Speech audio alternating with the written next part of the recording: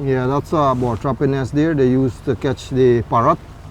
So that's where they usually go up. They climb like early in the morning at 6 or even before 6. And they sit in there and wait for the bird to pass. And then they would have a bird on one of those branch that they usually call the calling bird.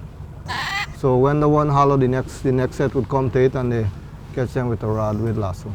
It used to be mainly Amerindian, but now because it's a business, I mean wildlife trade, so a lot of other people come into play, but mainly the Warrau actually do this, you know.